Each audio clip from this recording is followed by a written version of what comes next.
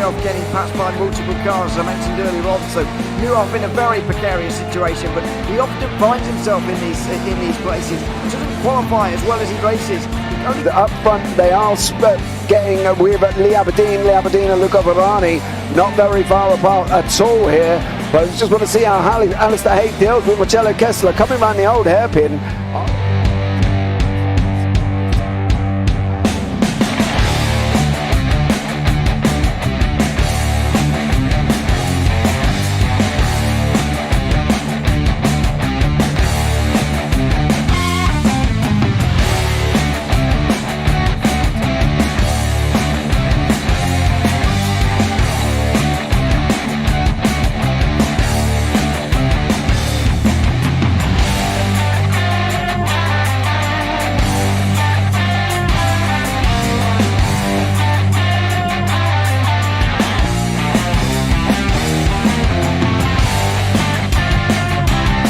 I would say it's not the best decision they've ever made, just not having done that under the safety car, really. Yeah, they're taking their pit stop strategies from Ferrari lately or something. What's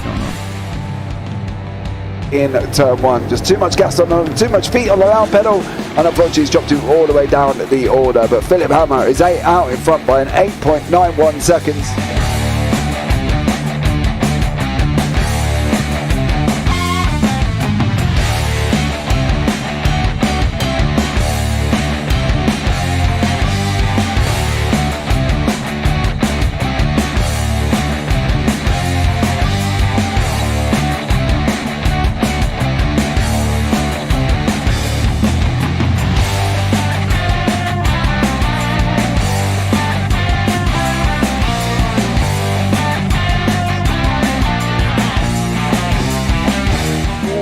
Dan Michael is a wall there, sir.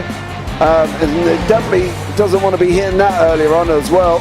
Difficult, the understeer is in the dirty air through that final corner because it's such a long corner and you get dragged off into the grass very easily. He'll have the slipstream down towards the chicane. Peterson was briefly alongside, but that slipstream has saved him and kept him in third. Yeah, Varani now lost a little bit of time to Aberdeen, about half a second. Peterson is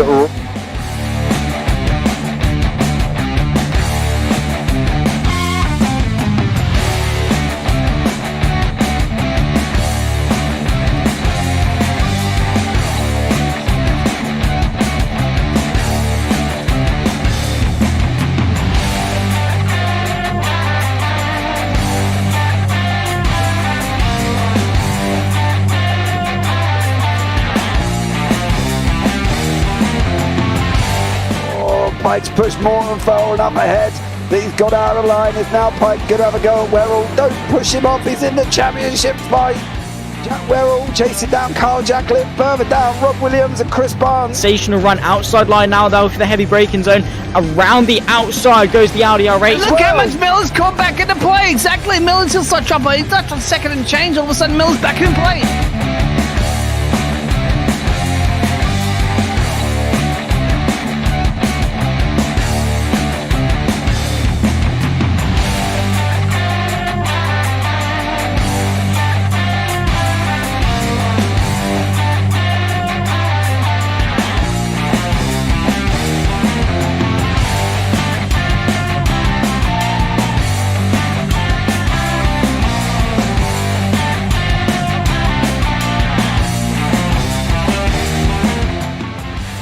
On to the back end of Phil Jocelyn. So there's been a lot of movers and shakers in this first 2 laps here for race. Absolutely serious racing league. Everybody's a lot of fun. Yeah, it's all about the entertainment. So I hope everybody is enjoying themselves out there in the chat. We know that Ron is been enjoying himself watching the Burger King machines off into the grass a little bit there as they're really bunching up now.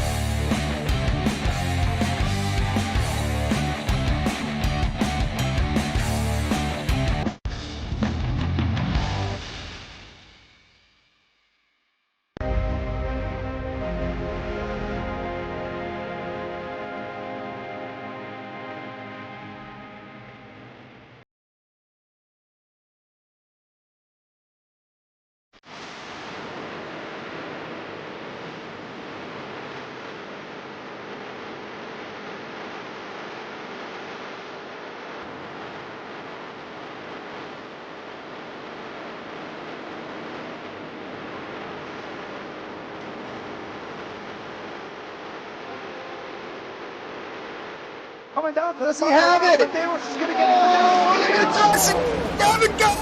He's on the outside line though, going into the fastest corner on the circuit. Surely this can't work. Dominic Ligner has got a sensational run outside line now though for the heavy braking zone.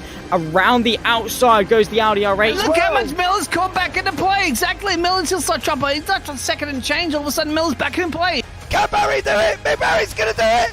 Big Barry!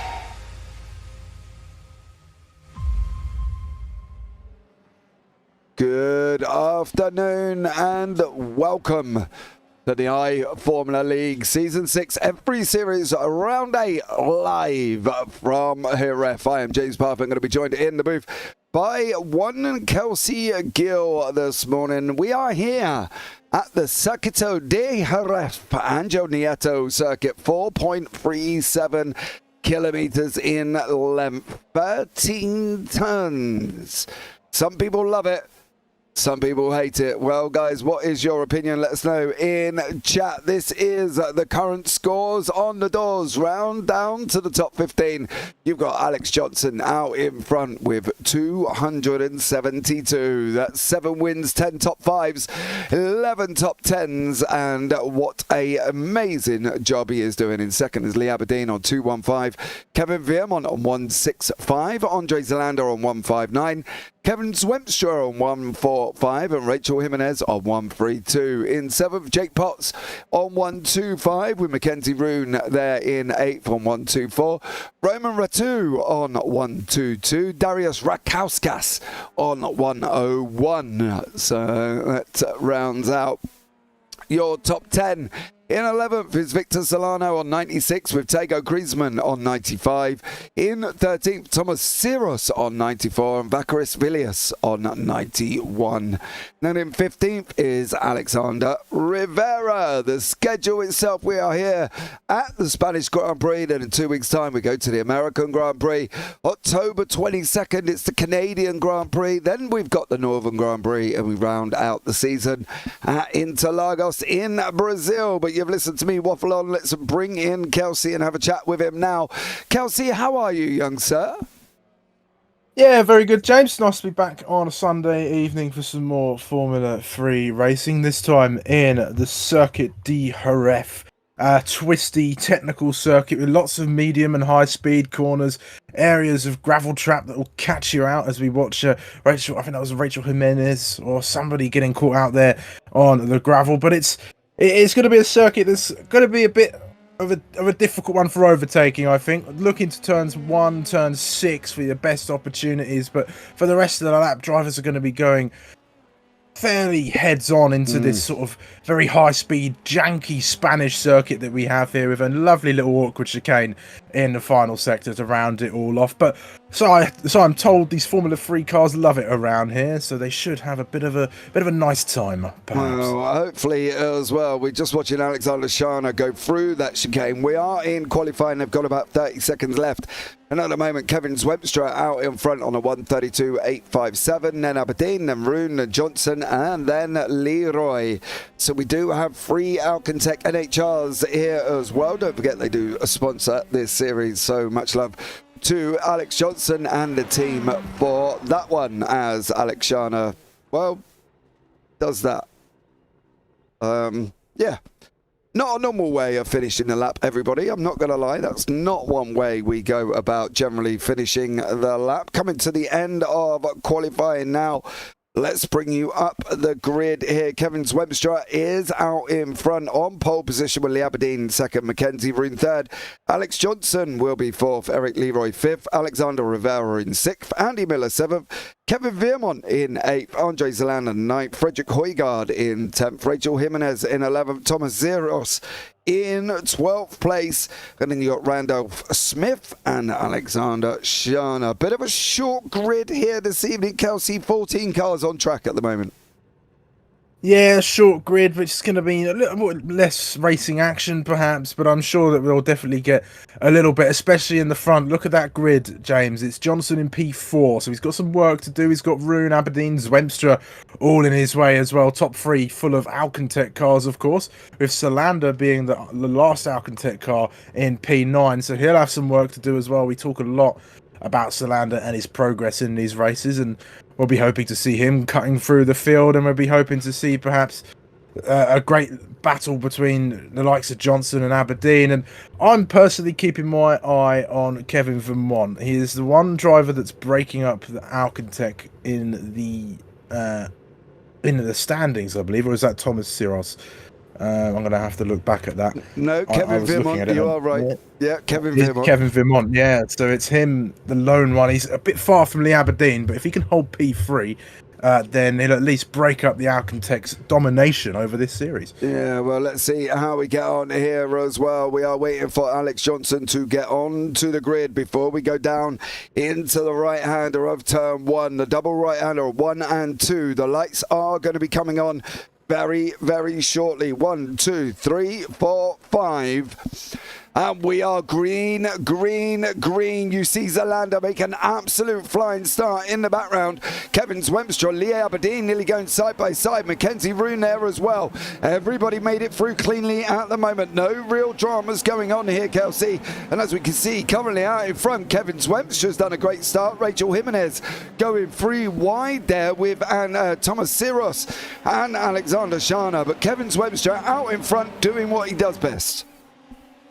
Yeah, I mean, with the low grid numbers, it opens the door for a bit less chaos. As chaos ensues, there's a car going around in circles. I'm not sure exactly who that was. It was a clean start up until that moment, but a great start from Zwemstra, who's leading the way. He's got Aberdeen just behind. They're going to be controlling this, I think. The pair of them working together to keep Roon behind and out of any sort of danger from the attack into toward the top 2. But a very clean start from everybody. Yeah, I got a funny feeling this was Andre Zalander who got caught up here. Andre Zalander, he just loses it on his own. You can see it there.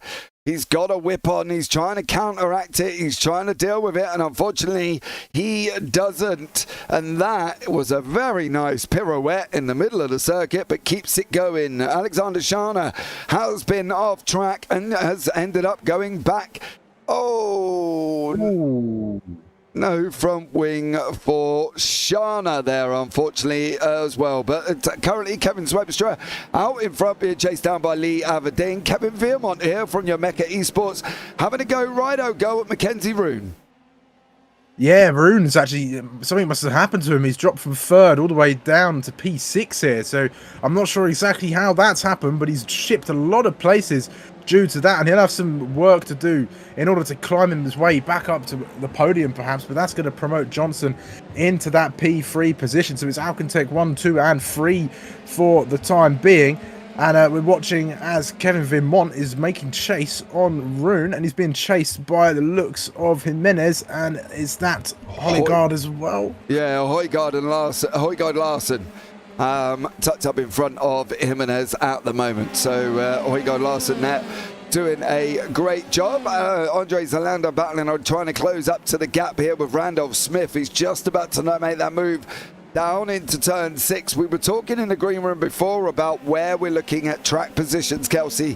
Where are they going to be taking these, do we think, as well? We did say turn 1, turn 6, maybe the 2 main opportunities. Yeah, turn 1, turn 6. I can see maybe some nice dives in towards the final corner as well. If you can get alongside during the exit of that chicane through those couple of high-speed corners, it's flat out through the 2 corners preceding, coming before the final hairpin there. So you might be able to chuck a move in there.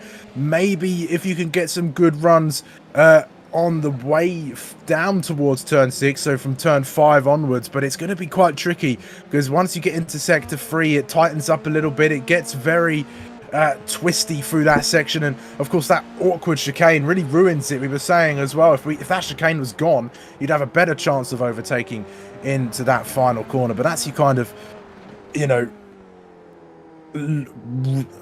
shot in the dark place for an overtake, I think. But turns 1 and 6 are going to be your main action zones, I think. Yeah, I believe so as well. On board with Mackenzie Roon going down into turn 5. Swemstra just set the fastest lap of the race at 1:34.07. Roon has leaked 3 positions, but this is going to be Roon's opportunity coming down now.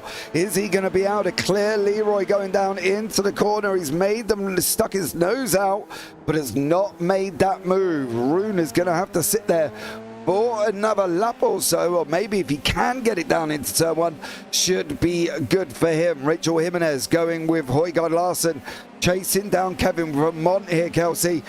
Jimenez has done well over the last few races, you know, and hopefully looking at taking that forward.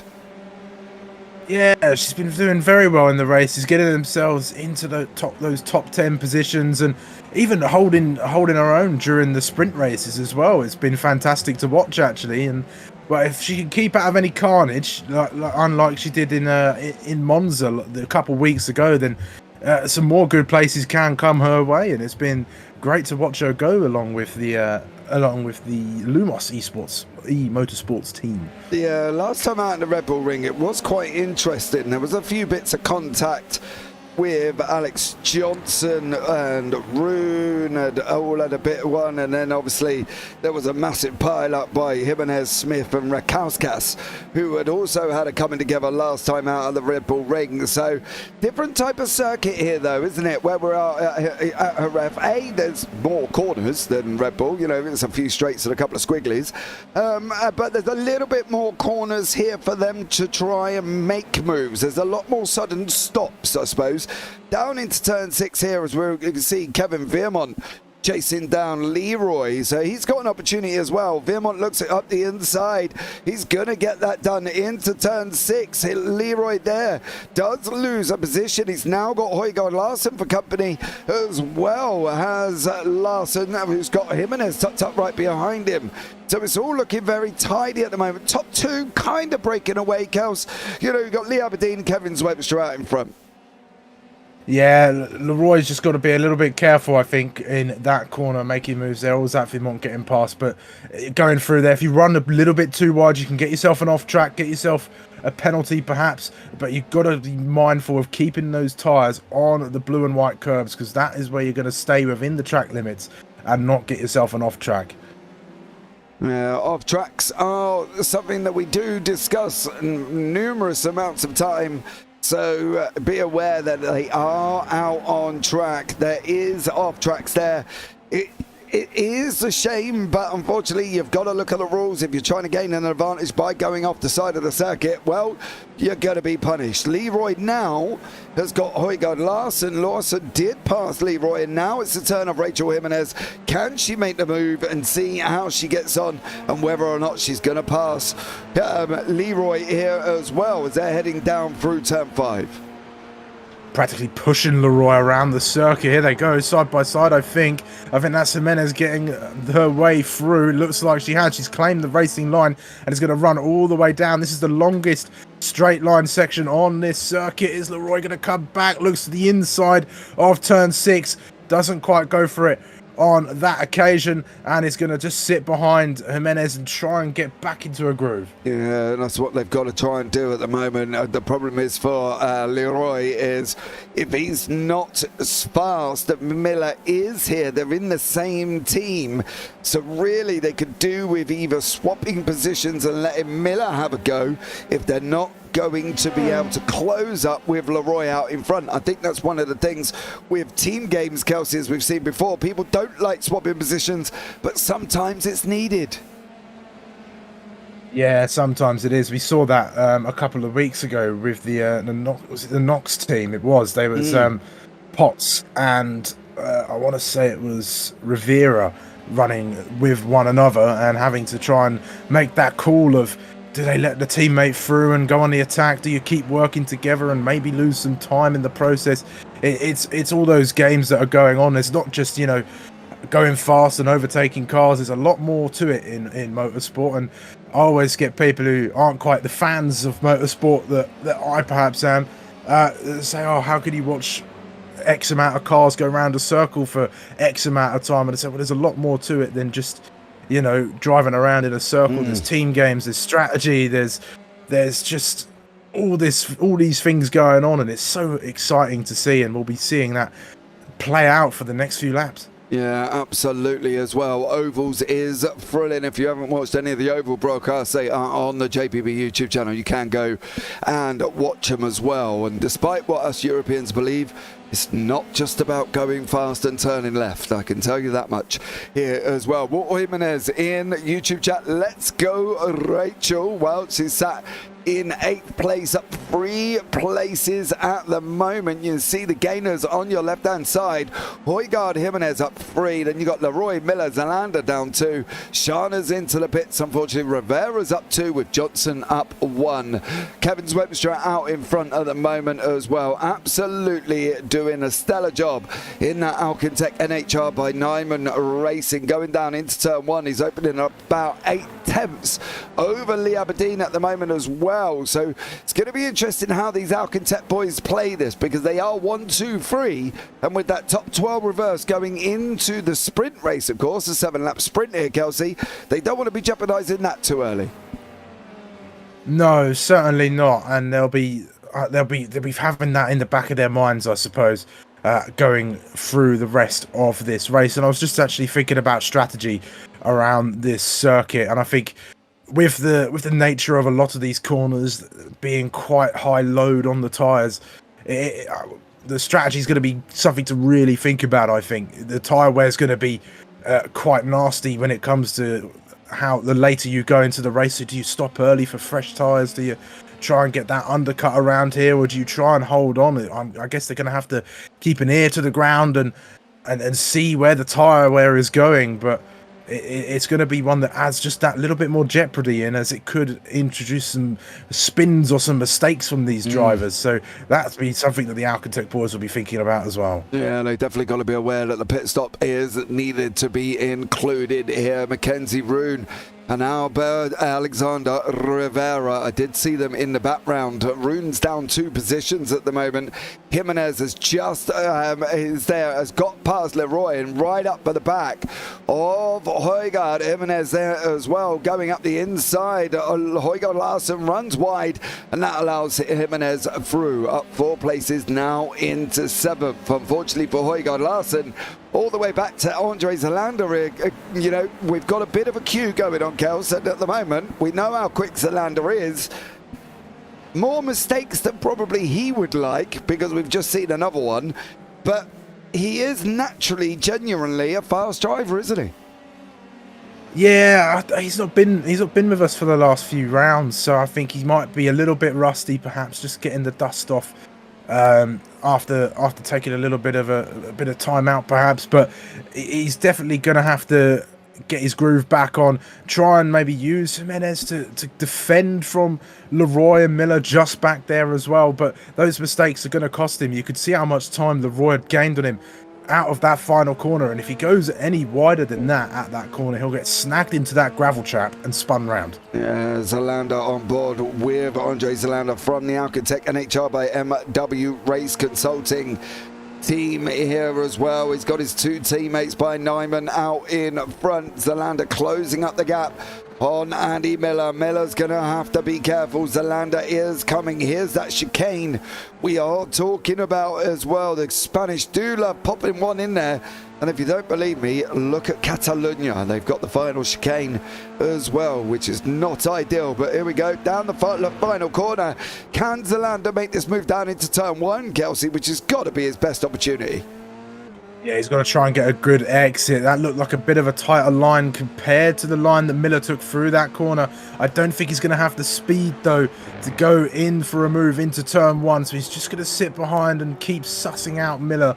Tighter lines again through turn number 1. And as they come through now, can he get any closer? It's going to be in towards turn 6, perhaps, where this move might get done. It's going to have to be set up through 5, and it's all about the setup and payoff when it comes to making an overtake. You can spend a few corners setting up a move, and then it will finally pay off a few corners later. Let's see, running down this stretch of the racetrack, getting into the toe as well. Going to tuck right in, but I don't think he's going to have enough straight. Looks to the inside, thinks about a little dive. Miller saw that coming, left the room, and I think Solander just backed off there and saw that might have ended in a bit of calamity. Well, that could have been complete and utter carnage would be the word that I would choose, but I'm just saying on that one.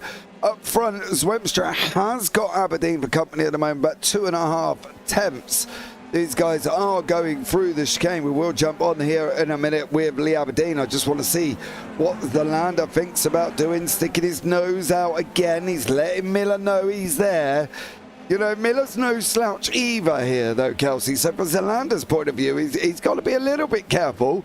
Miller knows how to race, mate, you know, and that's the thing, isn't he? He can't just go sending it up the inside. No, he can't. But I mean, I guess I go back to the points we make about Solander week in, week out. I think, you know, if he was just that little bit more aggressive, not so much so that he becomes a bit of a liability on the track, but enough that he starts just getting his elbows out, he may even be able to be up there more often than not with the rest of the Alcantech contingent, who currently sit 1, 2, and 3, where Solander's in 11th. So he's got to be prepared to take a couple of risks, perhaps, and maybe just get those elbows out, like we keep saying. Yeah, absolutely. He's got to go for it here as well. The only good thing for Andre Zalander is going to be on the front row with Thomas Siros, the top 12 reverse here for that 7-lap.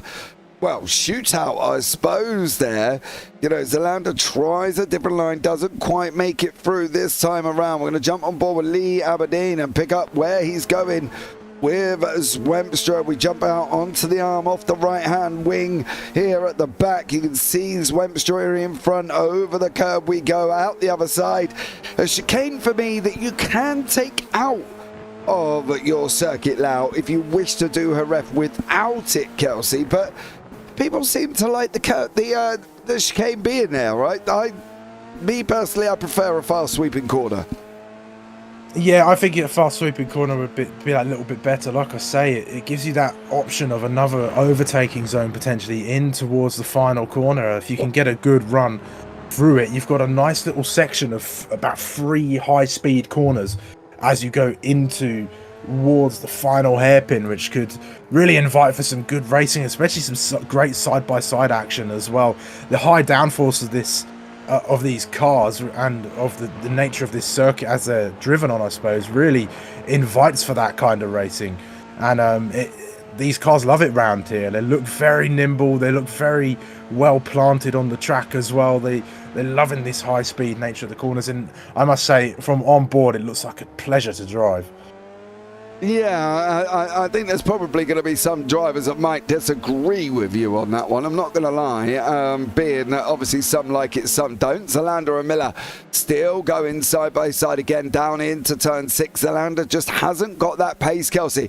He just doesn't seem to be able to get through. Now, we do know the famous quote, of course, catching is one thing, passing is another. Zalander caught him a good few laps ago now, but he's got 17 laps and a pit stop to try and get past Miller. But he just doesn't look like he's making his way forward at the moment. No, I think, again, Zalander needs to just try and keep testing Miller and see where he breaks. But Miller looks very in control behind the wheel of that car, just that green car there just ahead of Zalander. He wasn't phased really, was he? Here comes, he's into the pits. There we go. He's going to undercut this group of cars here. Well, he's going to have a go. Here's Andre Zalander. He's got to do something. We're nearly at the halfway point. Once more, Mackenzie Roon here with Alexander Rivera, right up behind him from the Nox Esports. And then we got Højgaard Larsen chasing down Rachel Jimenez. Walt Jimenez in YouTube chat. Vamos! He says there as well. And Handsome Stew, welcome in. Thanks so much for joining us along with G-Ghost there as well. Much appreciated for that one. Højgaard Larsen and Jimenez. Honestly, I think they'd be crazy to fight. Same team. You know, you've got to be looking at trying to work forward for Kevin Veermont. He's 2.5 seconds up the road. They're going to have to try something. Pull a rabbit out of a hat maybe with the pit stops, Kelsey. There's something they've got to be able to do to catch that flying Mecca Esports man in front of them. Yeah, for sure. And what they've got here as well is that they've got the position over Leroy and Miller, so they've got a bit of an advantage in that sort of team battle going on there. And they're just going to have to try and work together. Jimenez, I think, looks the quicker driver for the time being, and so he's going to have to use that to try and pull Højgaard along and try and catch up to Vermont just ahead. But I'm just keeping my eye on the gaps at the moment. It's not really changing. It's quite stagnant. It's sitting at around 2.6, 2.7 seconds, so there's not really much in it. And then there's these 3 cars sat in their little train as they go around this racetrack. Yeah, definitely there as well. Jump up front with Rivera chasing down Rune at the moment. Lap 13 of 28. We've got 15 remaining and pit stops. Well, Zelander's the only man that started. We can't really count. But Alexander Shana, he had an incident, and then unfortunately for him, ended up in the pits. This was Shana's incident as well. Oh, I don't know. You know, it's a tough one, right? Because do you know, my fear is, right, is the fact that the closing speed through Shana and Kevin Vermont in front. Now, did Vermont have a slowdown that he was taking? It doesn't look like a normal brake check area, I've got to be honest, and it's not somewhere that looked like they should have been braking that hard. No, not at all. And I think, Shana was definitely caught out by that one. And I don't know, that'll be something for the stewards to perhaps look into if there was any foul play involved. But I can't fathom why another driver would want to take out another. But it's not the most sportsmanlike conduct in the world. But we'll leave that one to the stewards, I think. I can't really comment. Well, generally I do, and that normally ends up with me being in the steward's booth. So having to explain my comments there, Kelsey. For me, though, Shana had way more speed than clearly Vermont. If Vermont was running a slowdown, as we know, probably shouldn't have been on the racing line. Shana did great to not make that worse. Unfortunately, it was worse for him because he had his legs showing out the front of the car there. But obviously, had no front wing. But for him at the moment, he's obviously in the pits as well. I've never really seen over the matter of this season here, Kelsey, that Shana's ever done anything to take people out. Obviously, league admin, league owner probably wouldn't look so good if he was going around sideswiping people. Mackenzie Rune, though, I will say one thing, slowly eating into the gap of Alex Johnson. So Alex Johnson, is he struggling a little bit? We'll keep an eye on that one. We do have track temperatures. We are in Spain, of course, so they're probably going to be, 73 degrees at the moment here as well. So getting a little bit toasty on the track temps. Yeah, and I've been keeping an eye actually on this fight in the top 3, and we've got to remember that yes, there are 2 Alcantech teams, but they are 2 separate teams. You've got Kevin Swemstra and Lee Aberdeen of the Alcantech NHR by Nyman Racing, and then Salander and Johnson are of the Alcantech NHR by MW Race Consulting. So they are 2 different competitors out there, even though they are under the same sponsorship in their team names. So they've been working together quite effectively, Swemstra and Aberdeen, actually. And out of the 2 pairings that are out there, they look the stronger pairing, I think, just because Solander's not up there as that wingman to Johnson, so he's not able to help in the fight or give Johnson any sort of slipstream or anything like that. But you've got Swemstra and Aberdeen. Aberdeen's just sat around a second behind Swemstra, and they're slowly eking out a gap. I've been keeping my eye. It was about 3 seconds. 2 seconds, Kelsey. 2 seconds. Oh, Miller's jumped Zalander. The undercut didn't work. Miller got in front of Zalander after his pit stops. Of course, Zalander there as well. Tyres well bedded in if they have changed tyres. But for Miller, he managed to stay in front of Zalander. He managed to get through. Zalander's made a mistake. That's allowed Miller as well to open up that gap a little bit more. And poor old Andre Zalander didn't jump in the pit stops. Andy Miller did make it through. I think he might have needed just one more lap to make that work, I think, just with how close it was. Here he comes! He's going to go right late down the inside of the corner. Miller's going to go straight underneath him and say, no, thank you. You can stay right in sight of my rear wing and stay exactly where you are. Zalander there just took an opportunity, I think, Kelsey, to be honest. He was diving from quite a long way back, I'm not going to lie. He did have a good old dive at Miller there, but I'm wondering if he knows he needs to now. We're now in that second phase where, you know, we're coming up to the midway point. He's got again. Oh, Zalander, what's going on here? Oh, he must have taken a big old late dive on that one. I'm not going to lie. We're going to have a look back and see how Zalander did clear Miller. Oh, Miller gives him room, and then he's got no room. Girls, I don't know about that. But we can see now what has gone on here with Andy Miller. Oh, no. Oh, Miller. Round goes Andy Miller. Not the way we wanted that to end, girls.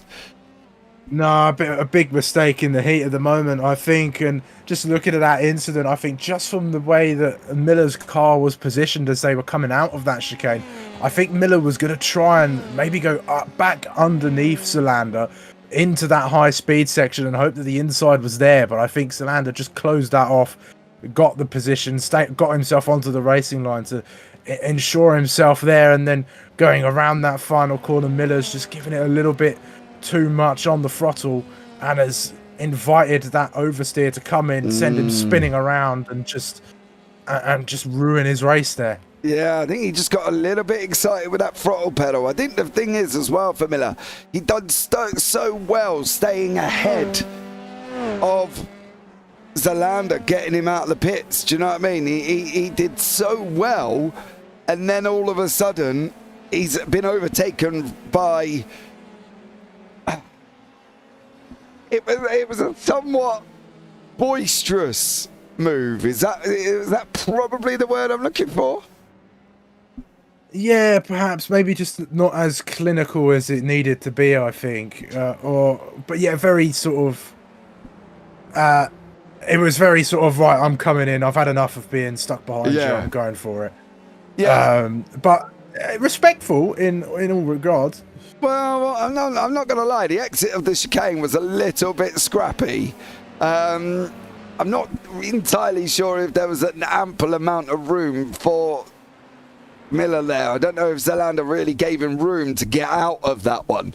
We're into the last 11. Rivera and Mackenzie Roon here. Rivera, as we saw at one point, was sat behind Mackenzie Roon, and now Rivera is in front of Roon. Rivera went in 2 laps later. The front 3, front 4, all in the pits here, and Højgaard Larsen also going in.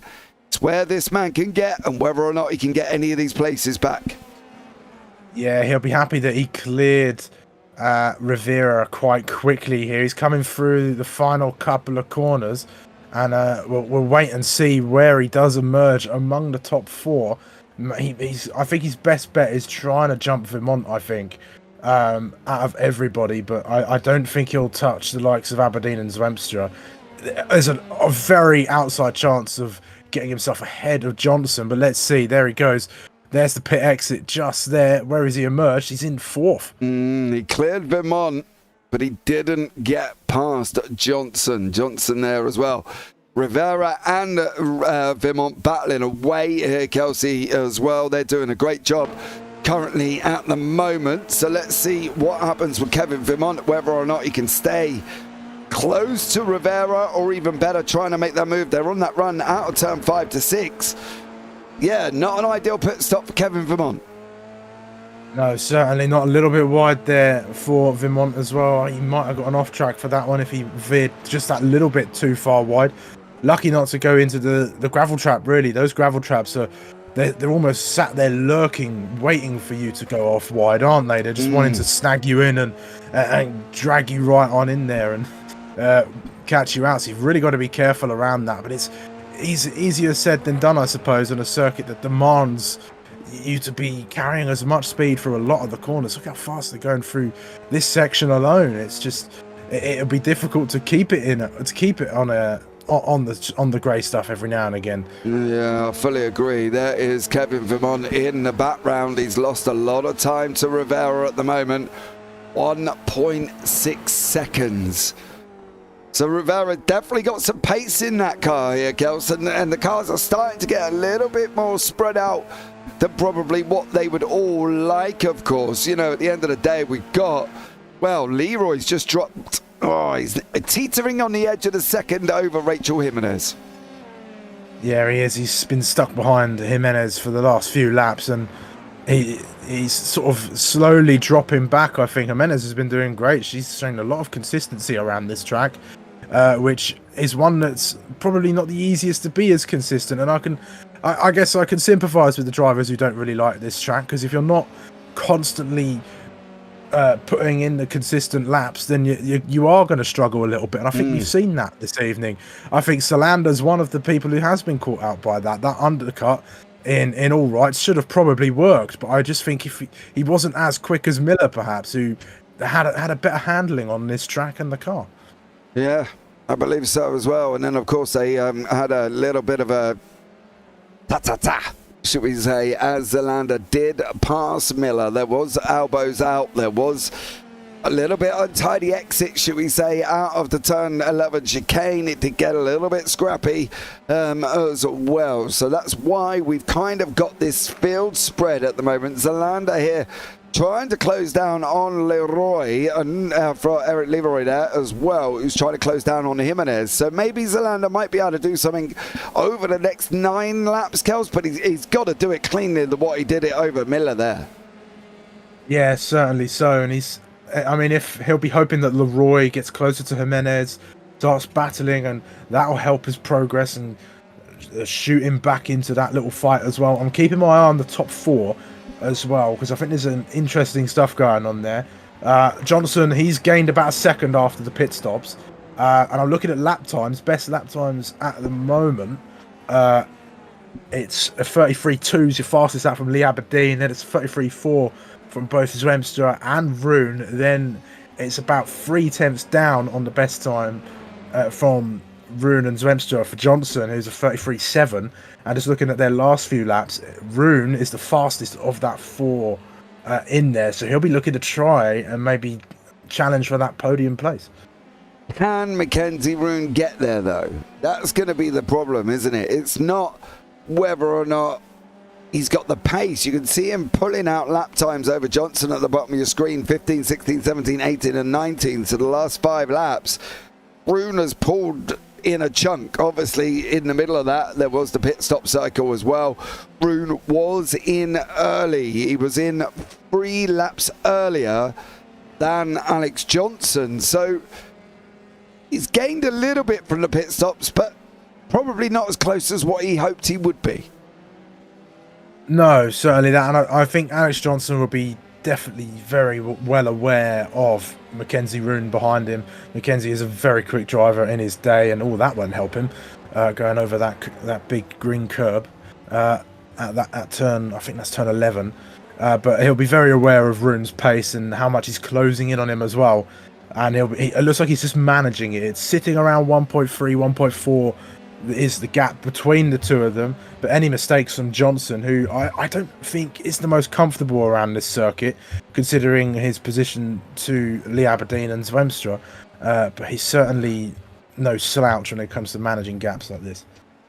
I fully agree. We'll keep an eye on this one as well as we go into the final 7 once more here as well. Zwemstra, well, kind of led from green to where we are now. Possibly a massive opportunity of taking a green to checkered victory here for Gavin Zwemstra for the NHR by Nyman Racing, the Alcantech team, of course, as well with Lee Aberdeen. Would you be fighting, though, for Lee Aberdeen? Would you be looking at it and going, well, if we fight, we could end up in trouble? Or do we turn around and just finish the race 1-2? A 1-2 result would be good, but I think, I don't know here. Well, if you look at it this way, Johnson is incredibly far ahead in this championship, untouchably so. I reckon he's close to having both hands on that trophy. He's not quite done it yet, mathematically, I believe, but it's enough of a gap where Johnson doesn't really need to do much to win. He just needs to finish races, and if he finishes in high positions, then great. Lee Aberdeen, on the other hand, if he wants any chance, he needs every point that he can get his hands on. I don't even think that's going to be enough, so it is a difficult call, actually. But I mean, I don't know if Zwemstra wants to let Aberdeen pass. It might be the better call if they do find themselves into that position, but if Aberdeen's going to go for a move, if Zwemstra doesn't let him pass, then it's got to be as clean as possible. Are they going to provide team orders, do we think? Does Lee Aberdeen move over? Does Kevin Zwemstra, move over for Lee Aberdeen? Because let's face it, Zwemstra's in the standings in 5th. He's a long way off that victory over Johnson. Now, Aberdeen can do with the points. It's a really hard one, right? Because they're all Alcatech. So Zwemstra moves over. He lets Aberdeen take the points away from Johnson, who's also part of the Alcatech team as well. Yeah, that's exactly it. I mean, it's a tough call because they're all thinking about their own positions. Racing drivers are selfish. It's in their nature. That's their whole thing. They all want to be the best out there. You know, they all want the best result. They all want to finish first. And I think if you don't have that mentality, then you don't really thrive as much in there. But I'm looking at this gap, James, and it is closing that little bit. I think Lee Aberdeen, even just by the lap times as well, he is the faster driver. He's about 0.2 faster than Zwemstra lap by lap. So, I mean, Zwemstra could make a mistake, and it could open up an opportunity for Aberdeen, perhaps, and close up, and then he would have to start seriously considering some team orders, perhaps. But it's a very tough call as well. But they're in a position where they can command what they're doing, but if they make any major mistakes, they're really going to be punished for it. Yeah, I think that's one of the things. Working as a team is great. Getting it wrong is a different story altogether, and we've seen team racing go completely wrong. We've seen it not work out completely. Aberdeen looks like he's dropped back to out of a second at the moment. Andre Zalander still chasing down Eric Leroy here as well. Same lap time last time around. Zalander again's another one, not really pulling out the time that we thought he would be. No, he's not, and I think because he came in early as well, the other drivers around him are going to be on fresher rubber at this point, so he's going to start struggling a bit more than the rest. But he seems to have closed up on Leroy just ahead. Leroy's actually dropped Jimenez, and Jimenez is just opening up that gap quite nicely, managing it well, and that's allowed Zalander to maybe sort of start making the most of having this close gap between. But yeah, he's just not. I don't know. I think that early pit stop has hindered his ability to drive, and that mistake there as well. That'll be another hindrance to pile up on these last stages of the race for him. Yeah, definitely. So it's gonna have to see what we can do here, I think. And unfortunately, yeah, for Zalander, I don't think he's going to get close to Leroy. I think he's just made him another mistake as well.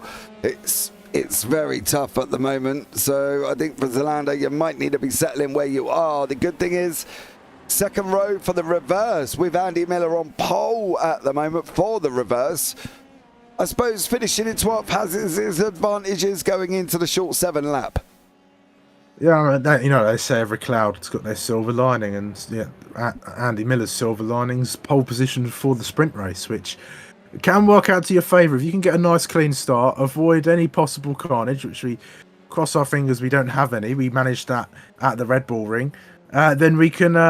It'll be another good sprint race, and all Miller will have to do is hold station, keep anybody from making moves on him, and he'll be able to perhaps pull out a win later on.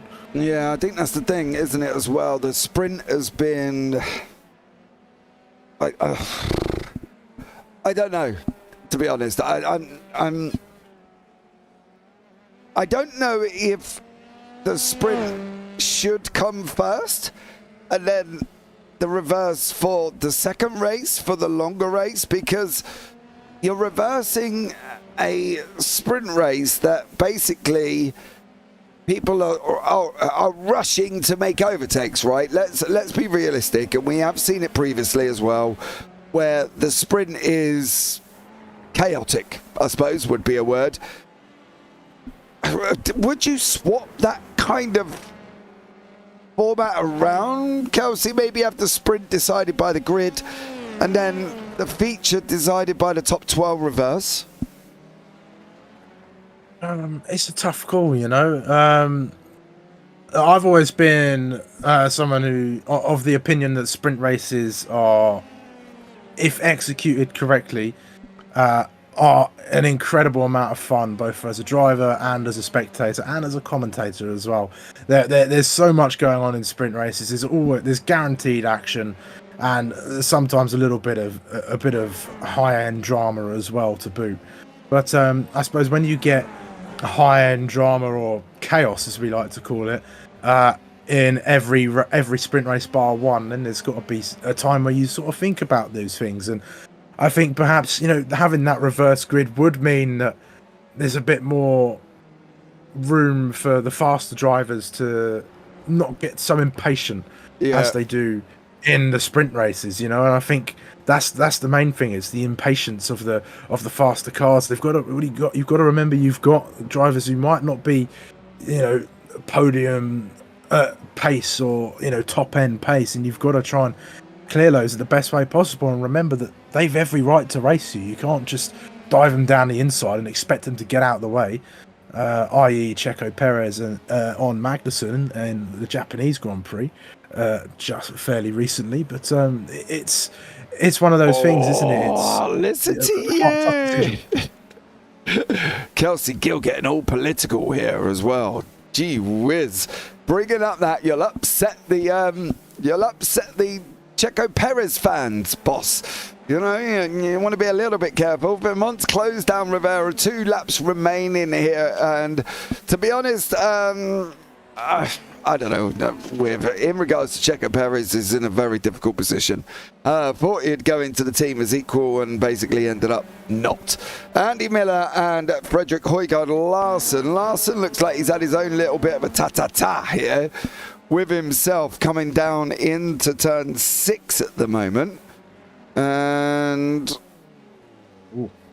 well missed his braking point there. What did Andy Miller do? Hello? Okay, I've got no Andy Miller. Oh. Okay. How'd that come about? I'm not sure. I'm trying to pick it up, and I can't actually find anything on where Miller there as well. Let's see if I can see anything on board. I'm a little bit... I'm too far back on that one. Not sure how Andy Miller ended up on his roof, because it doesn't... I wonder if he cut out at the point of the replay. He did.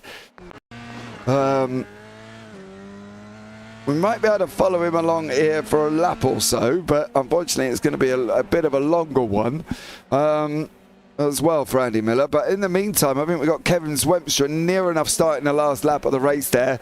Unfortunately for Miller, out of that pole position now as well. Yeah, he is. That's going to be a huge brawl. That's going to promote Randolph Smith onto pole position for the sprint.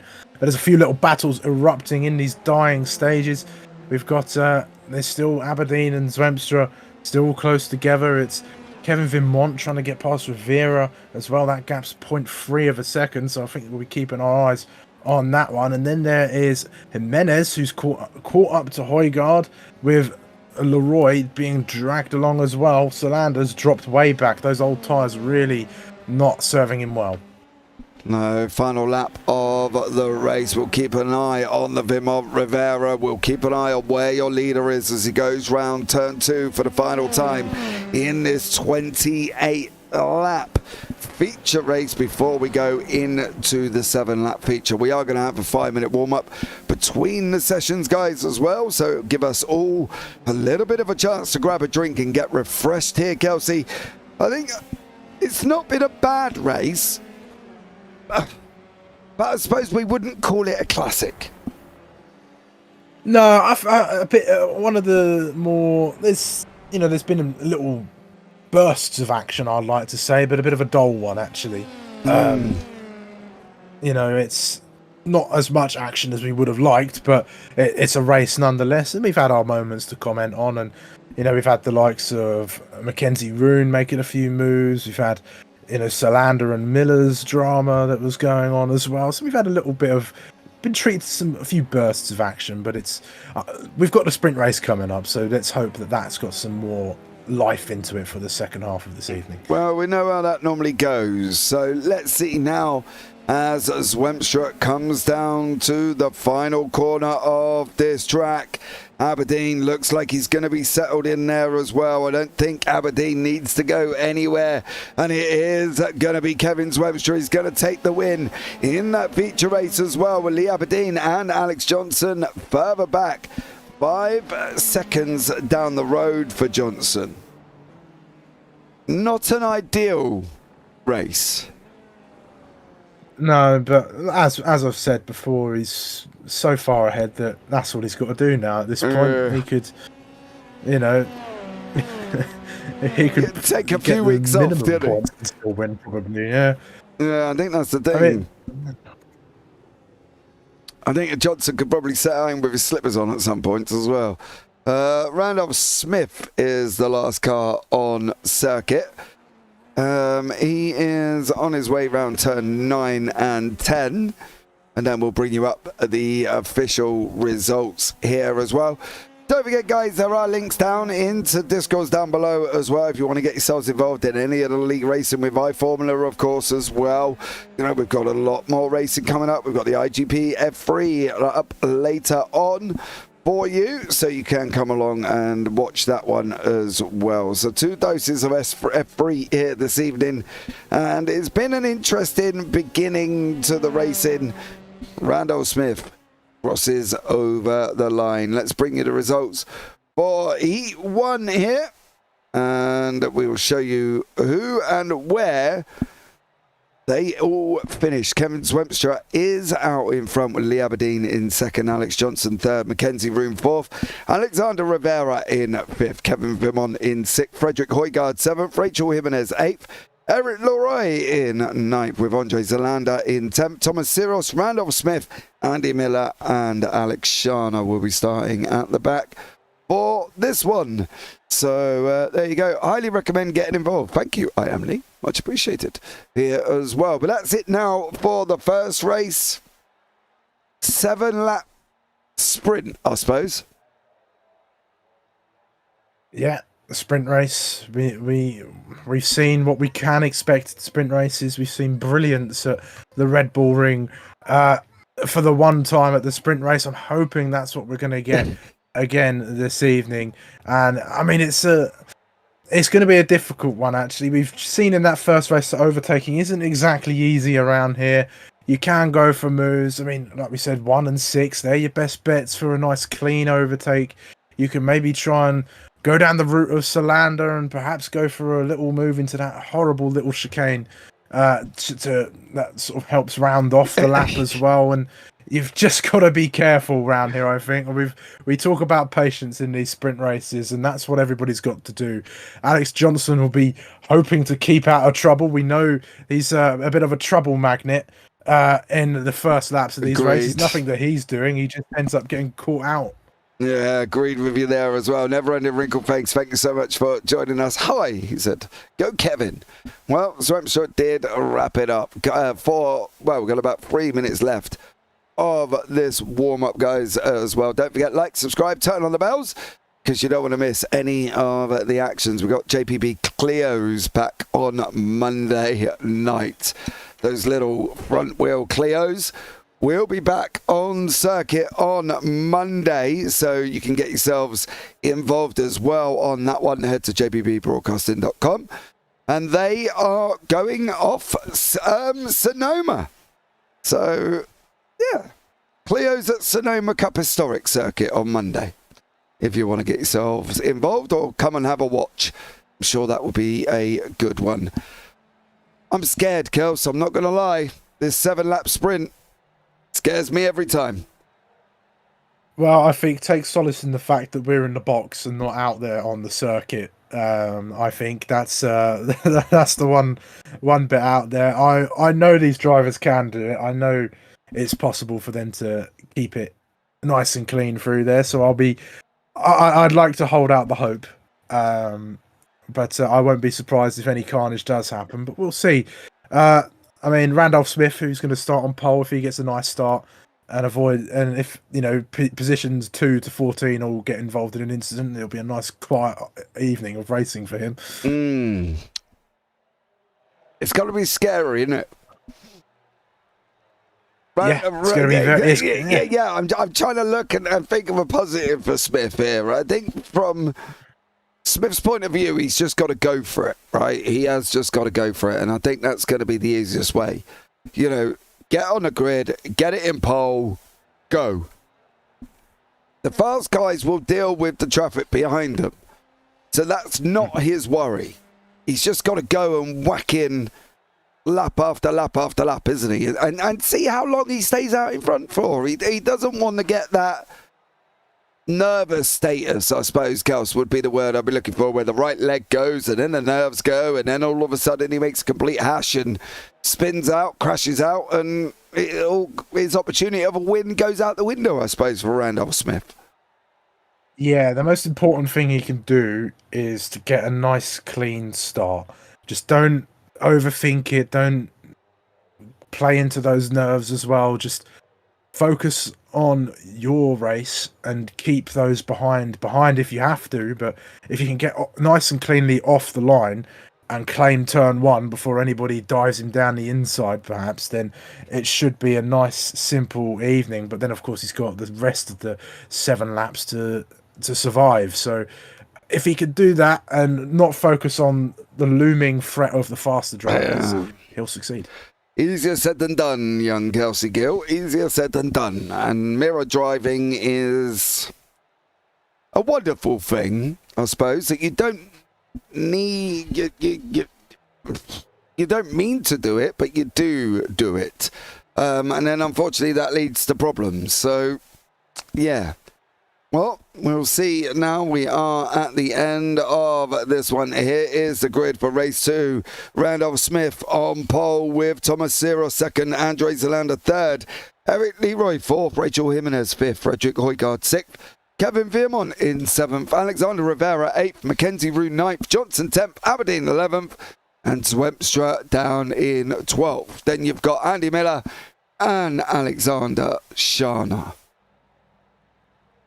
Well, come on, Randolph Smith, I suppose.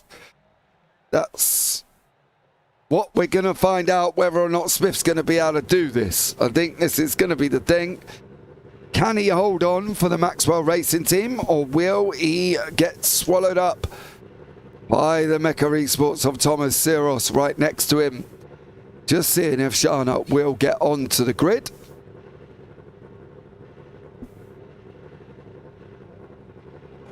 But wait, he's not going to make it on. 2, 3, 4, 5. We are underway. Whoa! Look at Zalander's start there. Wow. What a I was thinking rocket. about Zalander. I was thinking just as they were sat on there on the grid, Zalander, this is his time to prove his salt, and he's gone. There's a bit of carnage as well.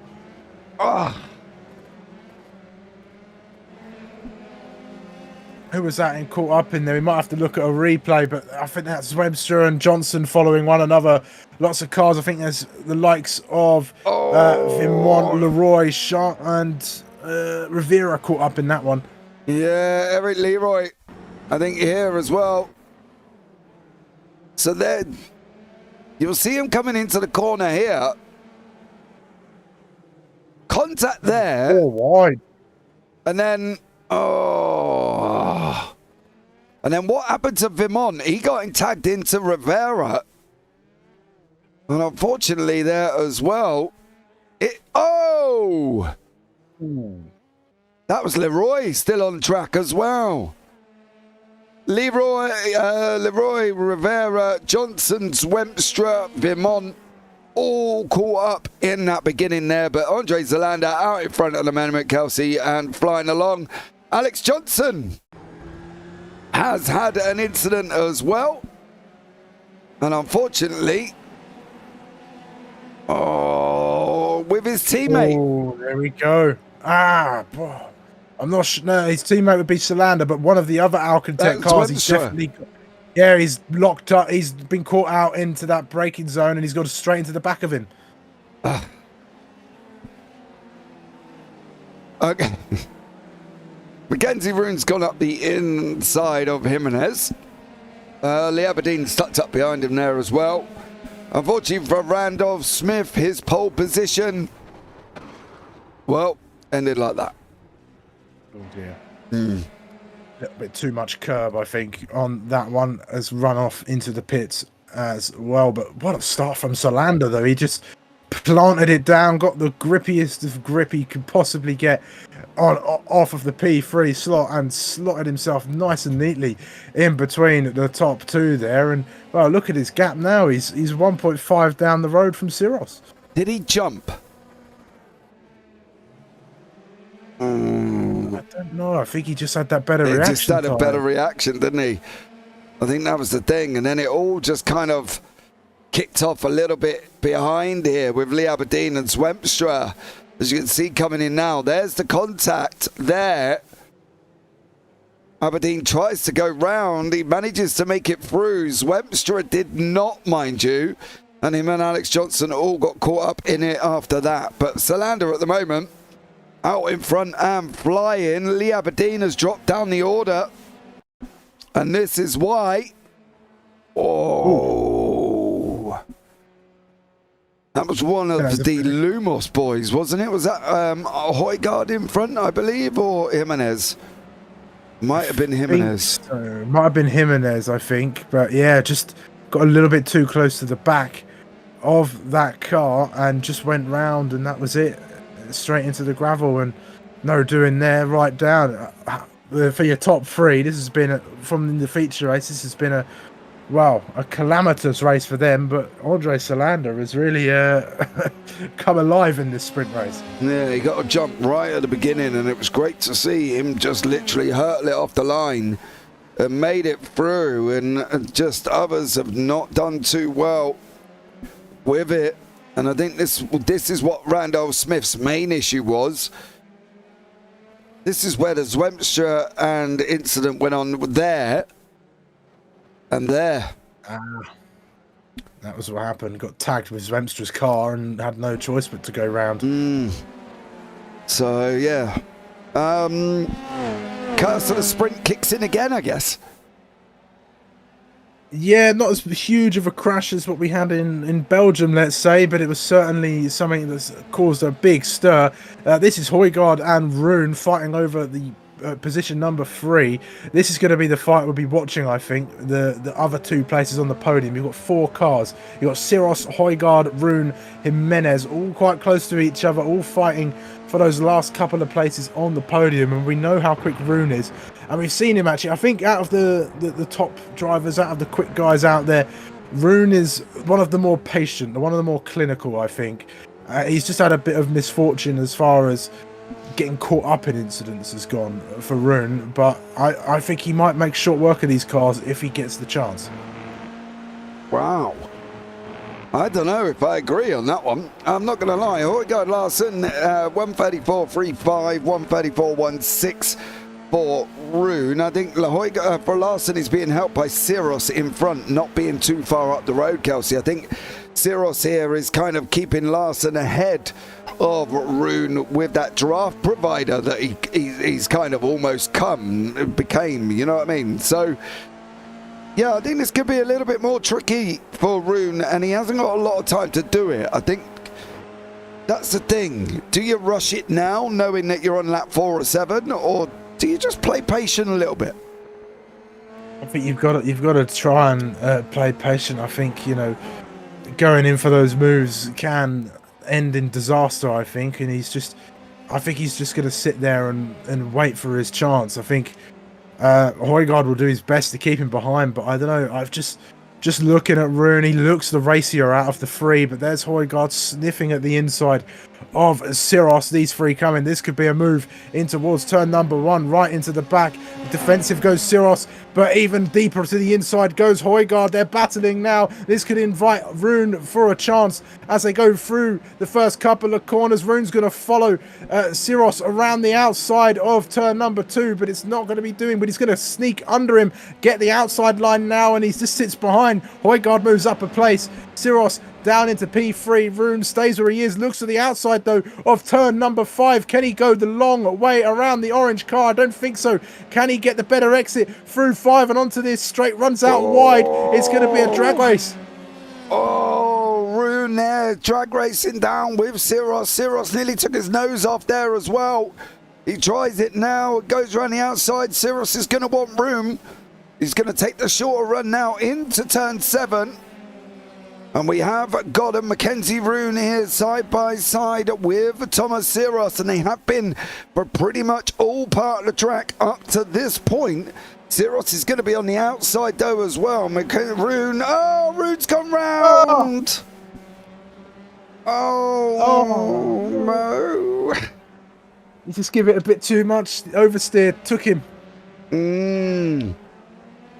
And what's worse, he was already going at the moment he went on the power. If you have a look, going into this corner, I think that's where we kind of need to get to.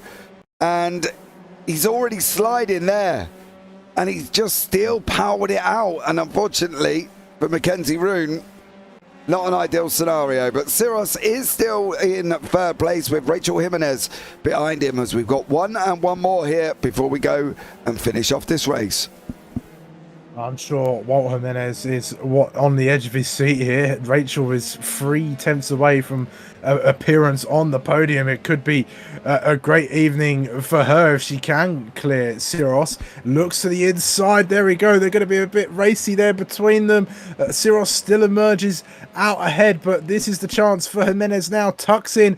Siros, it looks vulnerable here, is weaving, trying to break the toe there, going to go back onto the racing under. Jimenez break late, or just remind Siros that she's still there, still looking for a way through, and is going to keep with the Frenchman for now. Yeah, Siros and Jimenez here battling it out. Siros there, 1 move, fine. 2 moves, you're getting a little bit. 3, you're weaving the jumper, so come on. Let's keep it Siros here as well. I get the breaking of the draft. I do fully understand motor racing. I promise you. I don't know. I like to see 1 move. Aberdeen down here with Rivera and Rune. Now, this could be stationary, apart from the fact that Aberdeen's just gone up the inside of Rivera due to him making a mistake. Aberdeen's got a tough job catching Rune at the moment here, Kelsey, I think, as well. On lap 6, I think it's going to be a tough one to be able to get past Rune on the final lap of the race. Yeah, I think a mistake would be needed for Aberdeen to get that move done. And I think Rune would be a bit miffed with himself after making that error in the fight for the podium, because it was looking like he had a bit of control in that fight, and I think he just got a bit too overexcited, a bit too desperate to get the move done on Siros, and that just invited the mistake there. That invited him to put the power down rather than back off. But here's Jimenez going for a dive. This is for the podium places, and Siros is going to hold it around the outside. They're going to continue to go side by side now, all the way down to turn 6. It's going to be a drag race as they go in towards this hairpin. Jimenez has got the inside line, but the sweeping line for Siros as he tries around the outside, but Jimenez keeps it and is going to keep Siros behind as well. And it looks like Miller has joined in on this fight as well. 3 cars fighting for the podium the final place on the podium in these final couple of laps. Yeah, they're going round now to 9 into 10, and Jimenez did make it through with over Siros. Who's got Miller chasing him down? Who's got Johnson coming into the picture? The last few corners. Can Jimenez hold on? Can Jimenez hold on to this third place here as well? We've got Zalander out in front. We've got Jimenez sitting in third, but it is going to be Zalander's going to come through. What's happening further back? It is. Jimenez manages to hold on to that third place there as well, and a great job from Rachel Jimenez in that sprint race. Yeah, fantastic job. She got her elbows out. She recognized the opportunity. She saw that Siros was perhaps that little bit slower than her and dove it down the inside. There was nothing held back from Jimenez. That was fantastic racing. Yeah, absolutely. We are just waiting for Kevin Vermont, who looked like he just managed to stay out in front here of the Andre Zalander, of course, being a lap down, of course. There you go. That's what I meant.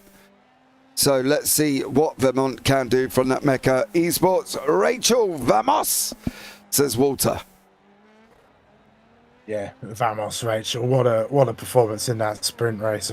A P3 was excellent work, and both the teammates on the podium as well. Good work from the Loomis.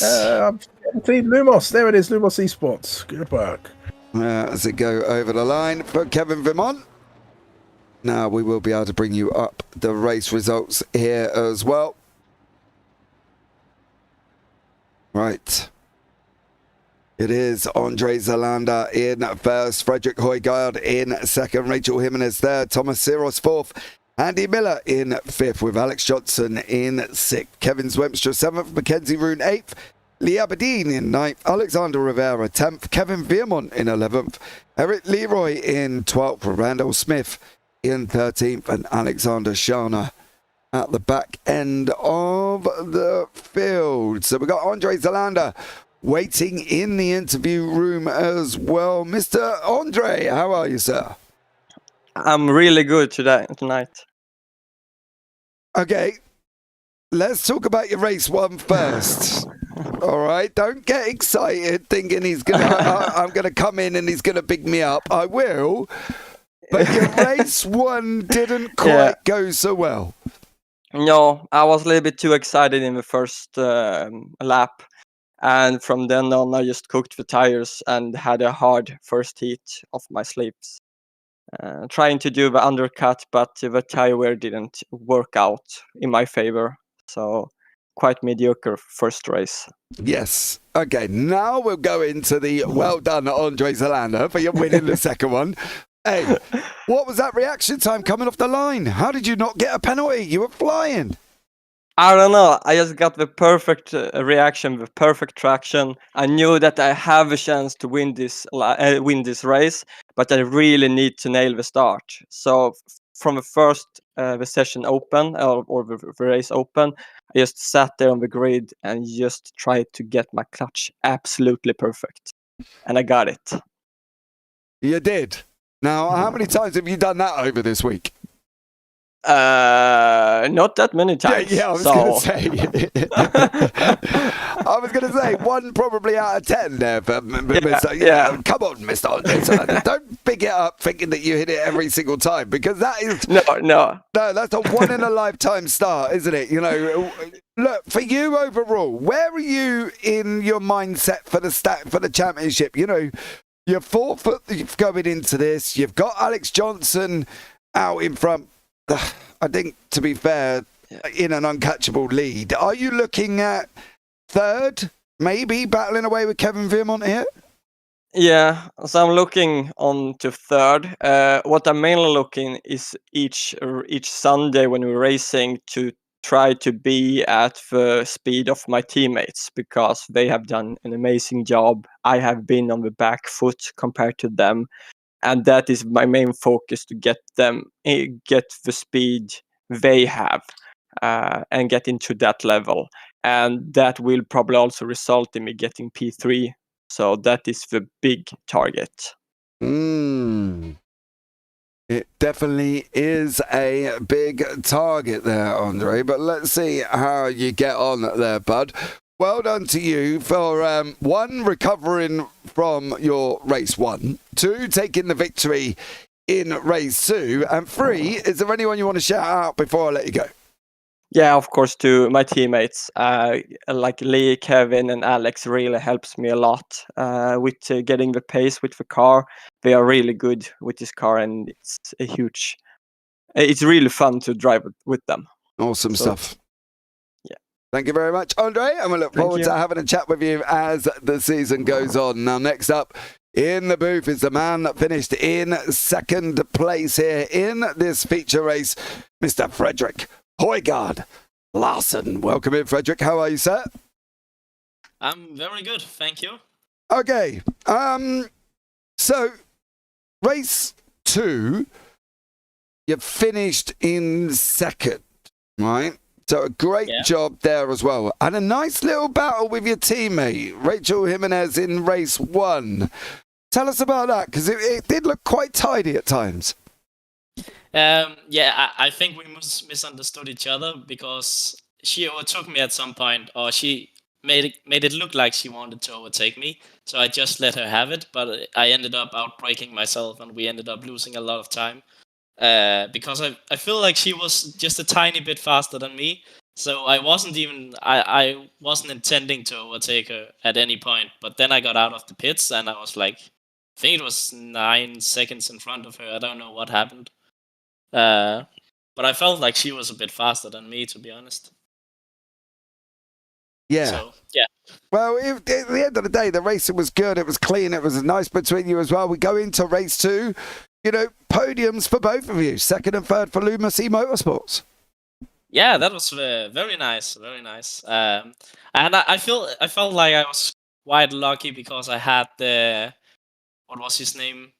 Mackenzie or something like that behind me, and he was trying to overtake Thomas as well. And it helped me a lot, I think, because then he kind of switched his focus on him instead of me. So in the end, I got around him quite easily, which was very nice. Yeah, it definitely was as well. Going forward, though, into the new, obviously next week's or 2 weeks' time, I think it is as well, if I'm not mistaken. Or is it next week? I'm losing my marbles there. I can never remember that. Where are we? American Grand Prix, 2 weeks' time on the 15th. So Watkins Glen International. What do you think your chances there is going to be? Because Watkins Glen, right? Everyone knows that. Yeah. I don't know, to be honest.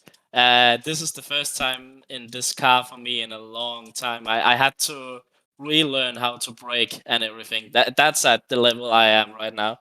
So I don't know about Watkins Glen, to be honest. It might end up good. It might end up really bad.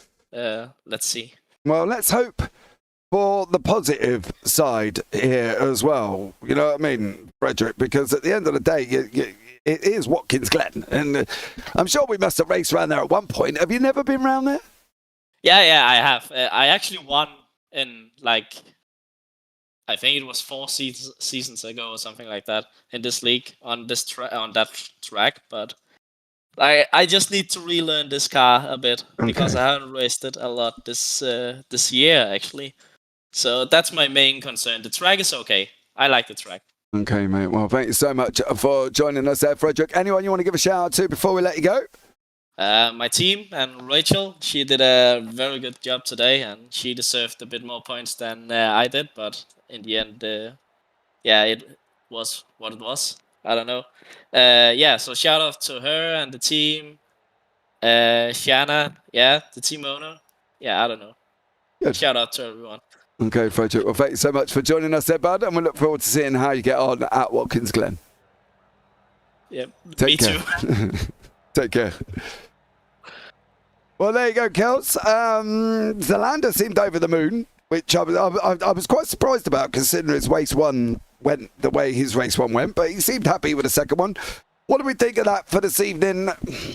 You know, sprint races, still doing sprint race things, but it wasn't as bad as we have seen. No, it definitely could have been worse. I think the layout of Jerez has some part to play in that one.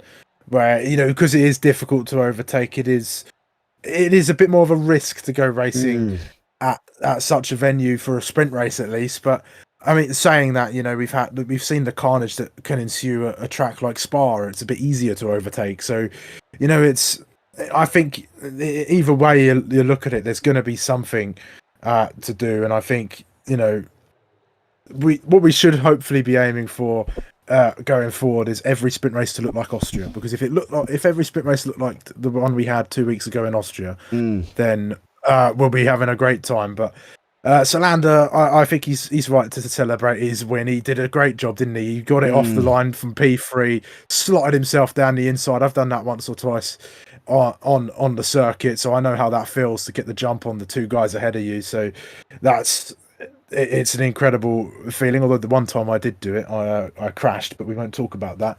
But yes, a good evening of racing, and we'll have another week off, and then it's a triple header in the Americas. Yeah, definitely is. Well, guys, thank you so much for joining us. I'm gonna go and chill out before we go into the IGP later on as well, so you can join us for that one. I've been James Parfitt alongside Kelsey Gill for round 8 of the iFormula League Season 6 from Ref. For now, guys, take care, have a great week, and you never know, we might see you on the track sometime. Good night.